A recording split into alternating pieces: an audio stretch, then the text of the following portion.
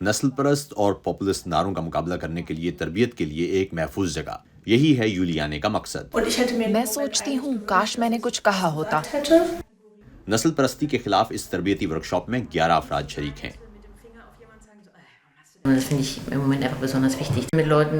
میرے خیال میں اس موضوع پر سب کا ساتھ جڑنا ضروری ہے، کیونکہ غیر ملکیوں اور پناہ گزینوں کے خلاف ایک تلخ ہوتے ہوئے معاشرے میں آپ اکثر تنہا محسوس کرتے ہیں۔ یولیانے برلن کے ایک اسکول میں ٹیچر ہیں۔ وہ نسلی امتیاز کے نعرے پھیلانے والوں کا مقابلہ کرنا چاہتی ہیں۔ ورکشاپ کا سب سے مشکل مرحلہ ایک نفرت انگیز نعرے بازی کرتے شخص کا کردار نبھانا اور دوسرے کا اسے 1 منٹ میں جواب دینا۔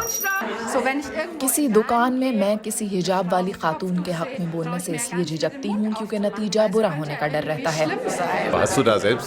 کیا آپ کسی ایسی صورتحال سے گزرے جہاں آپ کچھ کہنا چاہتے تھے اور آپ کو بولنے کی اجازت نہیں تھی؟ ٹرینر تانیہ کی اہم نصیحت: جب ایسے بیانات کا سامنا ہو تو سوال پوچھ کر کچھ وقت حاصل کریں۔ آپ کو ڈر کس بات کا ہے؟ آپ کو کیوں لگتا ہے کہ ہر چیز کے ذمہ دار مہاجر ہیں؟ اگر آپ گفتگو شروع کر دیں گے اور مکالمہ چل نکلے گا تو یہ خود میں بڑی کامیابی ہوگی۔ اب میں خود کو بہتر اور تیار محسوس کر رہی ہوں۔